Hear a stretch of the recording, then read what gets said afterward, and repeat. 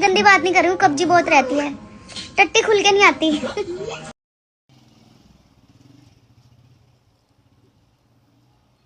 जो तुसी समझ रहे हो वो काम नहीं गा। ते इंद 20 ग्राम लेना है। इन थोड़ा छिलका उतार लोगे, इंद अंदरों गुद्दा निकलेगा। 2 कप पानी हो और उसे इतना पकाए कि 1 कप रह जाए।